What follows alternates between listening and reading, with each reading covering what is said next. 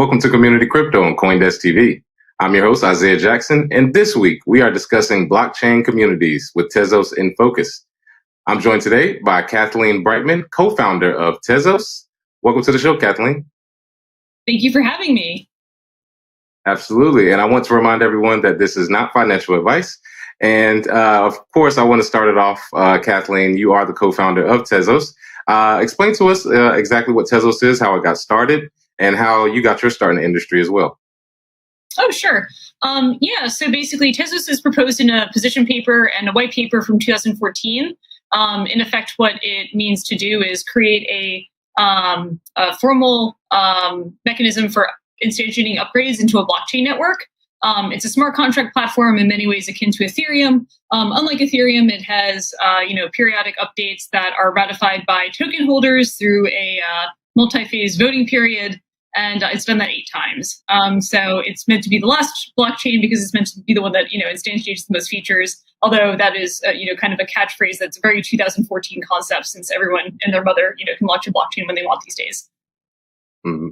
Absolutely. And as like for me, I joke that I married into it because basically my husband started talking about Bitcoin in 2013. This unfortunate Gerald Cotton wife, I guess widow memoir called The Bitcoin Widow reminds me that I squatted on the BTC Widow handle on Twitter in 2014 because my husband really would not shut up about it. And so in every marriage you have concessions and compromises. And so I had, if you can't beat them, join the moment back in 2013. And haven't looked back since. It's a really provocative, weird, technology and weird industry. So it's been really fun, but yeah, I don't think I would be into this if my husband weren't, chatting nonstop about it throughout 2012 and 2013. Nice. Shout out to Mr. Breitman for definitely bringing you into the space. And I love the fact, again, Tezos started 2014, sort of the older crowd that remembers how weird it was and, how we had to develop from the beginning. Describe to us a little bit about the Tezos communities, which is one of your strongest features. They show them on the website. It's a number of them around the world. And just kind of explain what some of these communities do.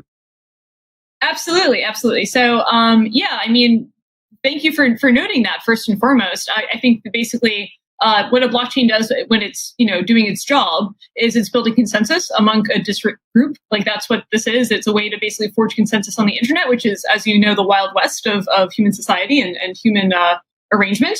And Tezos is very much governed by its, token holders. And yeah, if you own a token in the Tezos network, you have a voice in it in some fashion. And so basically you need a supermajority in order to instantiate and upgrade into the Tezos ecosystem. It's actually a very conservative process.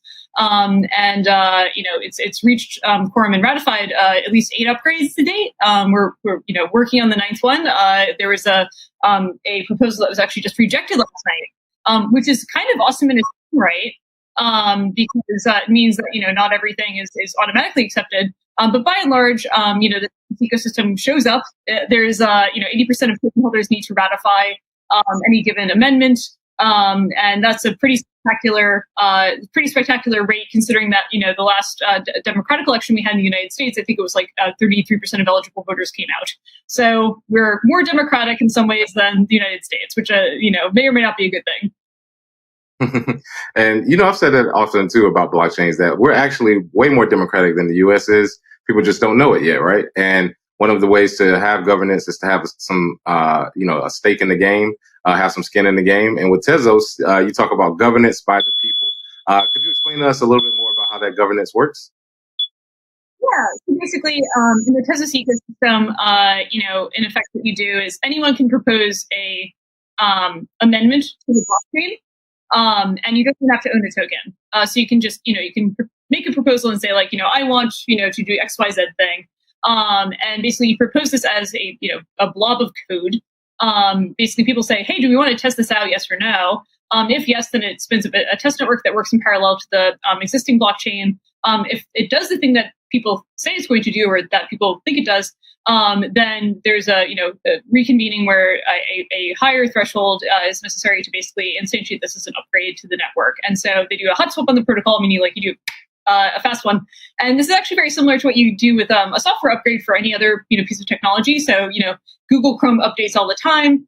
Basically, the main difference is when Google Chrome updates, it's because Google has signed off and said like, oh, this is the new software patch that's going to happen, and that's pretty great. With Tezos, you get a quorum of a super majority of token holders who say like, yes, no, we want this to happen. So in many ways, it's harder to coordinate. The process is extraordinarily conservative by pretty much every measure, which is why it's pretty remarkable that it's upgraded 8 times and that all these people have showed up, basically to say yay or nay. And yeah, it's a very active process. You have to be pretty passionate, and so there's a large baking community. Baking is basically what we call adding blocks to the blockchain, what other proof of work systems might call like mining, but of course there's substantive differences. But you can analogize effectively from that. And there's a large, there's a hobbyist community of bakers. There's large exchanges that bake on the Tezos network. But yeah, the idea is to get everyone represented in some form, and to basically have a supermajority of token holders ratify any radical changes. And most of these have been like what I think you would call like secular or like Catholic goods in investing. You would say like, oh yeah, like obviously you want the blockchain to be like faster or whatever. But now we're getting to a point where it's not just technical upgrades, it's more economic and it's a little bit more radical. And so you're seeing really the work of the digital polity come into play. Yes, and so much to learn there with the government's token. But essentially, you have the token, you have a say in the network, which is how it should be, right? If it's your money, you should have a say in how it upgrades. So great to see there. And, one of the things I wanted to touch on, you've discussed before, is that you basically were saying we should take the gloves off and, stop playing kiddie games, just paraphrasing here. When we talk about blockchains and competition, tell us a little bit more about what you think about blockchains competing and what do you see going forward as far as blockchains making it, so to say.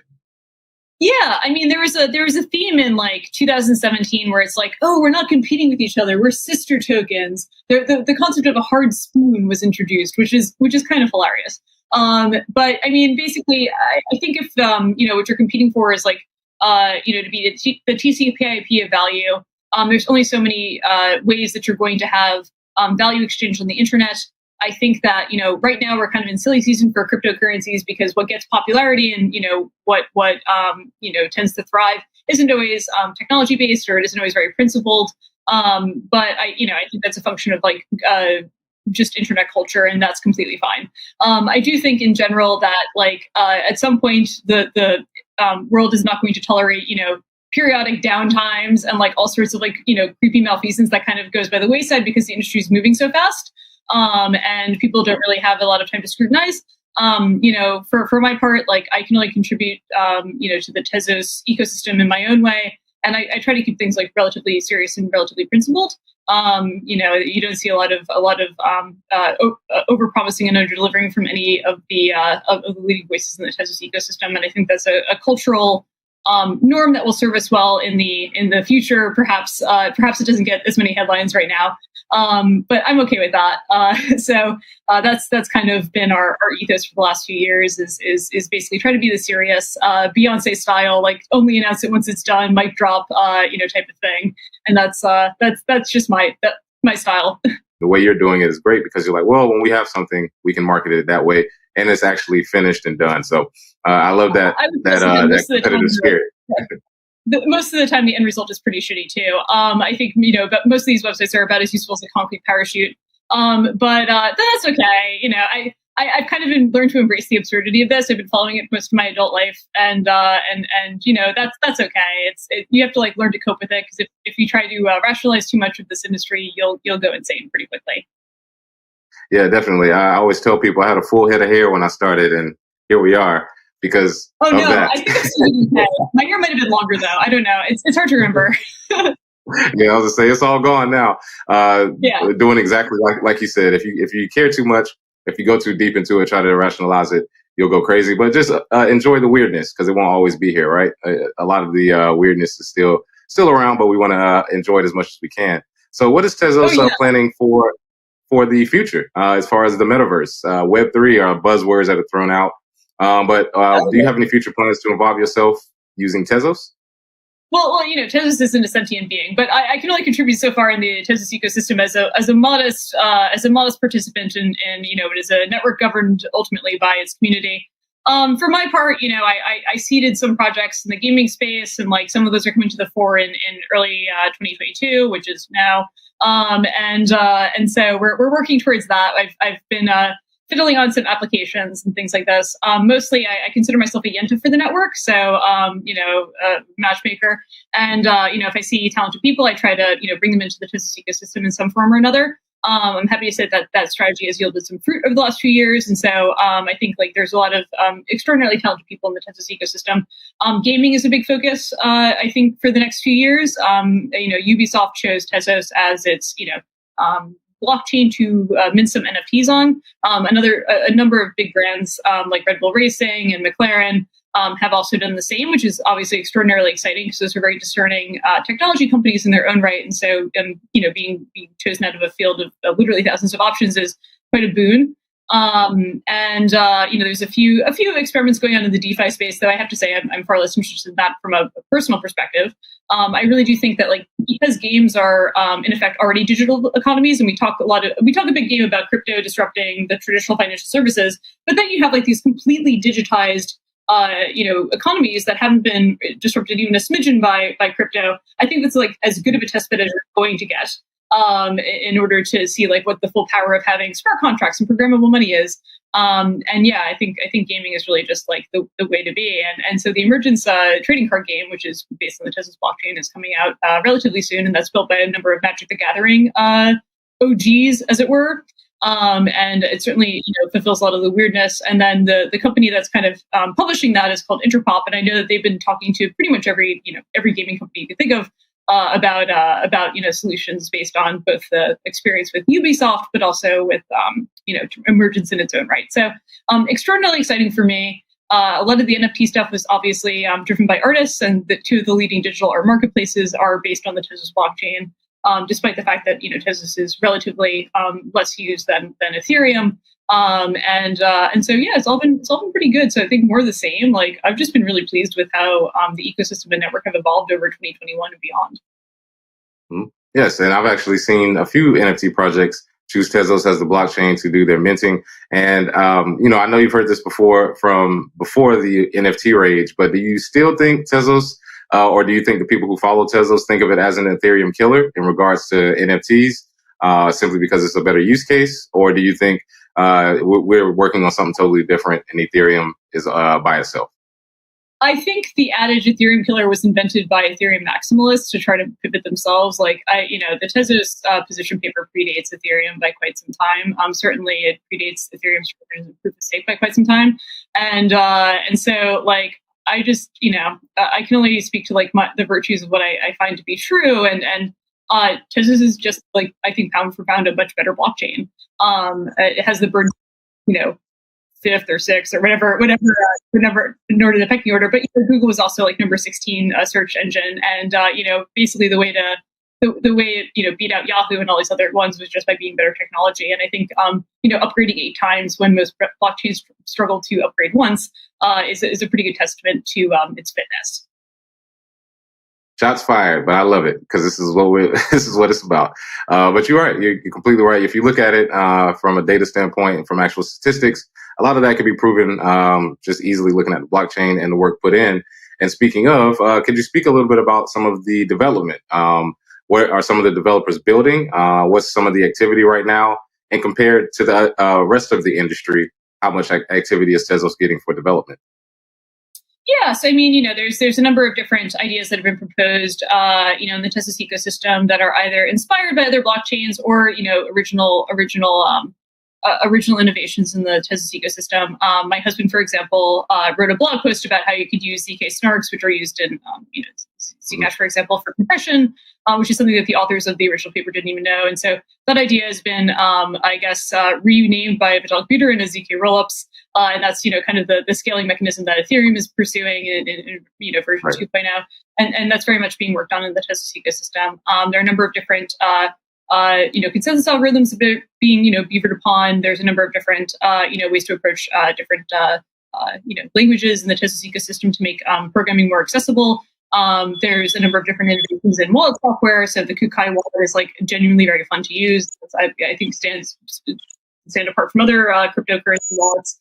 Certainly in the NFT space where I feel like I'm getting a root canal without, any sort of pain relief. Oftentimes when I have to deal with other cryptos. So I don't know, man. Like Tezos is just really fun to use, and I can't say that was the case, before like maybe 2020. But like, most cryptocurrencies are just, functionally very, very difficult to use. So the Tezos ecosystem has, I think, advanced quite a bit in terms of tooling. So it's been more accessible to like the average developer. And then in terms of like, deep protocol research and things like this, like there's been enough engagement with different research universities, and Lord knows there are enough PhDs working on, things like consensus in the network that I think, there's a number of different avenues that the Tezos ecosystem can go on. And what's beautiful about it is that it will pull upon the wisdom of, token holders and to some extent the masses in order to figure out the direction it's going to go into. And if it needs to figure out more efficiently, it can always amend the amendment process itself. So it's beautifully it's beautifully non-committal in some ways, and then it's also just kind of forging ahead in others. With the amount of development with Tezos and other projects, are there any regulatory concerns with the Tezos project that you see going forward? With a lot of them coming back after the MLK Day holiday, do you see anything in 2022 holding Tezos back? No, I mean, a number of security token offerings take place on Tezos, and obviously that's like it varies a lot by region as to like where you're issuing those types of things. Not terribly privy to the ins and outs of that, but that is obviously something that's like very contingent on regulation changing in some jurisdictions. But certainly it's looks much more feasible for that type of experimentation to happen in 2022 as opposed to any other time, before. So I think what's really cool about 2021 is like a sort of watershed moment in the industry is I think a lot of people treat cryptocurrencies as inevitable. And that really wasn't the case, a few years ago. What's been nice about the tone of cryptocurrency is in 2022 as opposed to 2021. Has effectively been that that there wasn't a lot of fun in the industry before, and now I think like NFTs have brought fun, an abstract concept very helpful to an otherwise like very kind of hand-wavy public-facing persona. So this idea of owning a digital collectible is very grokkable to most people, whereas like the whole idea of like being your own bank always sounded a little bit silly and daunting. And so I hope that like, as the cryptocurrency space moves forward and finds more like friendly ways to engage with the more general public, I hope that we get more understanding and a bit more communication between, the people who are entrepreneurs in this space and the people who are, kind of end users or potential end users. Right. And we definitely need that regulatory framework. And also, too, one of the things regulators have looked at a lot and talked about has been energy use. What is Tezos's energy footprint, if I can ask, and sort of what is their strategy to be able to reduce carbon output over the next few years? Yeah, so I mean, Tezos is a proof of stake network and has been since day one. So it's a little bit of apples and oranges. Basically, proof of work networks secure themselves by burning energy. And thus creating, an associated carbon footprint. I think the great folly that the space makes is kind of basically you either think that Bitcoin deserves to exist or you don't, right? You think proof of work networks deserve to exist or you don't. And a lot of people who criticize cryptocurrencies based on this, like I think would often find something else if it weren't for obviously energy consumption. But it happens to be the case that Tezos has a de minimis amount because it doesn't secure itself by burning electricity.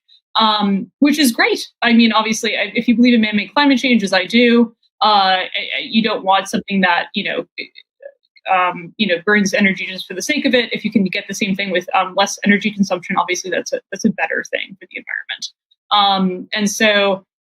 Tezos has a negligible carbon footprint. I think it's like just a handful of households or something like that. It's really ridiculous in comparison. So apples and oranges. I mean, basically, I think a lot of people who scrutinize proof of work networks just think that like cryptocurrencies don't deserve to exist in the first place. So I try not to confuse those people as my friends.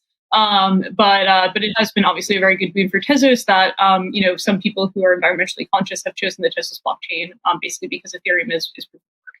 And we're a credible alternative to that. Absolutely. And how is the carbon footprint measured? How does Tezos actually gather that data?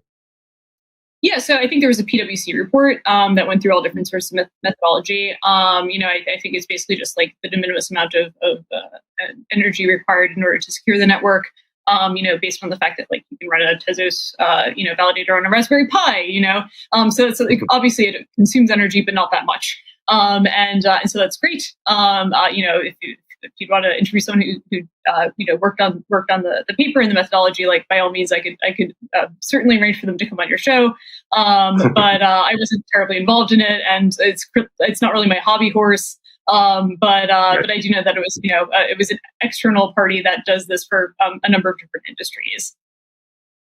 All right. So yeah, like you said, we have the proof of stake, which uses less carbon footprint or less energy, so a lower carbon footprint, and versus proof of work, which uses that in order to secure the network. So do you think that there will be a proof of work versus proof of stake battle in regards to energy use? Do you think regulators will look at one more favorably than the other?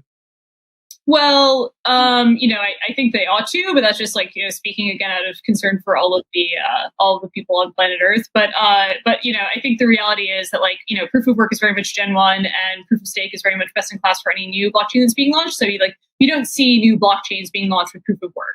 And the reason is we've found ways to achieve the same ends with proof of stake. And that's great. That wasn't obvious in 2013. It wasn't obvious in 2014. In 2018, 2019 and beyond, that's clearly the way to go. It's not even a question. So it's kind of like saying locomotives are so terrible because there's steam engines and that's polluting the earth. That is very bad. But we also have electronic trains now, and so that criticism can be thrown out the window. And what is that trains are actually more eco-friendly than cars, which have obviously surpassed it in popularity. So people aren't fully rational, and that's completely fine. I think that shouldn't stop people who are pioneering from doing their thing, and that shouldn't stop entrepreneurs from finding the best possible technology. So I think Bitcoin maximalists tend to have a chip on their shoulder about proof of work because it was one of the first criticisms levied against Bitcoin was it's just an energy monster. And so I think there's a very visceral reaction and almost an antagonism towards thinking through any other solution. So you find all these weird cockamamie objections to proof of stake.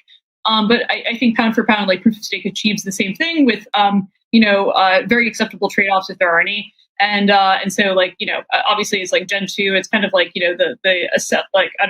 TGV, magnet trains or whatever, poo-pooing the steam engines of yesteryear. Mm-hmm. Absolutely. And, I kind of want to take it more broad as far as the entire industry. Some of the new things that have been happening, Rio de Janeiro has decided to put Bitcoin in the treasury.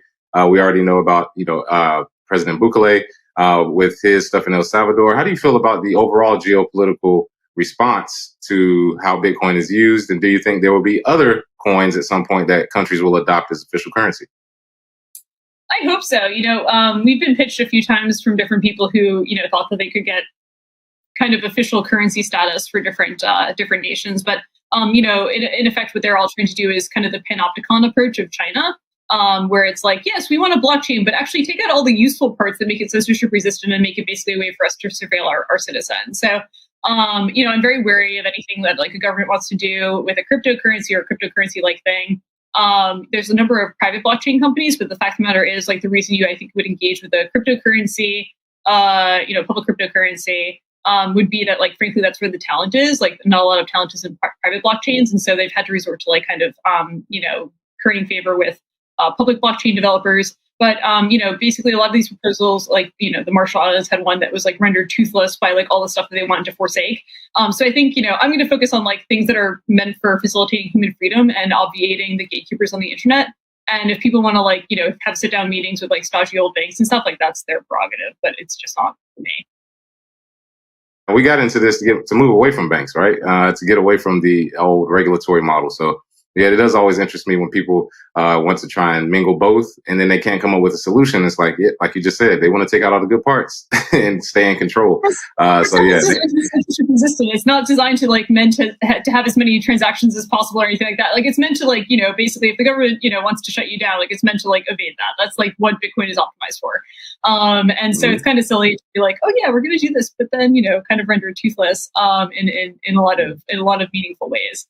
I think the El Salvador experiment is really interesting for a variety of reasons. I think it's going to be interesting to see how regular shopkeepers and regular people kind of interact with this. But like, what do I know? I'm going to watch it closely. And I think it's kind of cool that it happened, if only because like, El Salvador obviously has very close ties to the United States. And like, the whole remittance market has been like a big golden goose for like the cryptocurrency space that it's tried to capture in a few different ways. And I don't know if it's had that much success or penetration, but it's been a very weird space to watch. Like the Philippines also has a weird relationship with Bitcoin that's a little bit antagonistic. They also have a weird authoritarian regime. So, the geopolitics of this are a little bit above my pay grade. But it's been cool to watch as sort of a proto Neil Stephenson novel that I hope will play out in our favor. Absolutely. And I can't wait to see the day when people realize what this was built for, because it seems like everybody wants to join in, but some people have to realize we don't want you here. And I'm glad you have that competitive spirit. I do as well. It actually helps keep the market where it should be. And, one of the things in the future, looking forward, do you see certain things happening with the US dollar that may push crypto forward? Or do you think we can actually run alongside them and the US dollar can continue, or things can continue the way they are and crypto can succeed on its own? Or do you think we need that fight in order to succeed long term? I mean, this stuff started off as like a white paper proposed in like an obscure mailing list. So like, honestly, if we're having this conversation, that's like already success for me. The fact that like China bans Bitcoin is like the most legitimizing thing that's ever happened to Bitcoin, both in terms of its need to exist and also like in its, frankly, integrity and inroads. So, I mean, listen, I think like the U.S. is like the last great hope. I'm American. I very much love America. I'm rooting for it to like come out of this little funk that it's in. I don't think it's an end all be all. I don't think the bad guy is the United States. I think the bad guy is like governments like run by like the CCP and its friends. In terms of human freedom and like prosperity, we have the First Amendment, all this other stuff. So I'm a little bit more concerned about like what people in North Korea are up to than I am what's happening in the U.S. Not to evade the question, but I just think there are bigger fish to fry and bigger regimes to defang. If we're talking about a David and Goliath story between like technology and frankly the worst parts of human nature. Absolutely. So I wanted to end here with this last question about Tezos. I wanted to see what is some of the long-term visions and the roadmap for the year going forward, just so people can know about this blockchain community and how it's pushing itself to the forefront. Yeah, so I mean, the Tezos ecosystem or the Tezos blockchain is basically, facilitated in its first instantiation to upgrade, around once every 3 months if there's a proposal. So the proposal and amendment period take, a number of weeks to instantiate and ratify. And by and large, the developers around the world who contribute to every single upgrade, are basically keeping on track with like a 3 to 4 month timeline for, ratifying and also creating new proposals. So I think more proposals, there's a lot of stuff in the works. Some of it's like, very heady stuff. Some of it's like more economics and application based, things. I think by and large, the community is just out in full force, and it really comes to the table for every ratification. To answer your question concisely, though, like I'm more focused on things that touch gaming and collectibles. I think that NFTs are still like kind of in their first inning of sorts, and I think we're going to see a lot of progression in that. And I hope that takes place on Tezos. That innovation takes place on Tezos. There's also a number of different like DeFi experiments that are going on. So there's like this notion of CTES, and there's a few different stable coins that are either being prototyped or coming to the fore. I hope that underpins some experimentation on making parallels to obviously the traditional financial system, but in a more decentralized fashion, which is kind of the goal of DeFi. If people continue to come to the space as they have in 2020 and 21. I think you're just going to see a lot of creativity, right? A lot of momentum just built out of the sheer volume and background of people. It's no longer the case that it's exclusively just like dudes with tinfoil hats, the way it was in like, kind of the early days. And so I like that's hugely promising. We're both at the Bitcoin Miami conference, and like, there's a solid diversity. There's a lot of women there that there weren't. I spoke there 2 years ago, and like, there was almost a line in the ladies' room, which is like great progress for me. I aspire to have to wait to go to the bathroom at one of these conferences. I will be honest with you. I was at the conference 2 years ago too. Not many women. I just left from the conference site about 40 minutes ago. lot more diversity. And you're right. If we're going to be mainstream, we need everybody. So I love that you included that and that Tezos has the governance in place to have that available. So thank you for coming on the show, Kathleen. I appreciate it. My pleasure. Take care.